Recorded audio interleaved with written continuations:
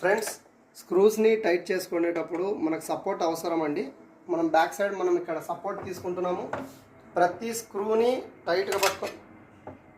Tight పట్టుకొని ఈ 7 number bit తోటి మనం తిప్పుకోవాలండి.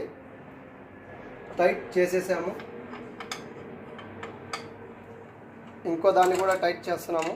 జాగ్రత్త అండి, అద్దంది కాబట్టి మీరు టైట్ చేసేటప్పుడు కిందనే పూర్తిగా టైట్ చేసుకోండి. నేను చూపిస్తున్నట్టు కూడా ప్రయత్నం చేయొచ్చు.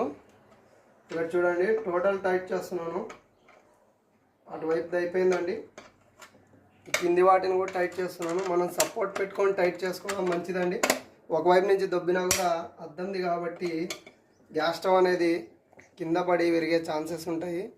మీరు సపోర్ట్ తీసుకోండి, ఎవరిదన్నా ఇంట్లో వాళ్ళది.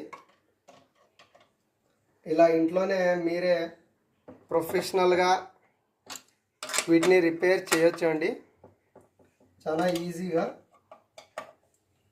ఓకే, చూడండి, 6 నట్స్ని మనం టైట్ చేసామండి. ఆల్మోస్ట్ డన్ అండి. Total gas stove done. ఆ తర్వాత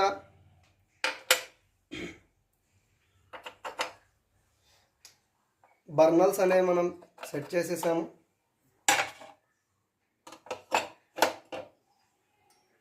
ఈ రెండింటికి సైజ్తో సంబంధం లేదండి. వెయిట్ మీద వాటిని సెట్ చేసేసాం అండ్ ఇది 360 డిగ్రీ తిరుగుతుందండి. వీటిని జాగ్రత్తగా వాడండి. మీకు ఇది టైం ఉంటుంది 1 or 2 years అని.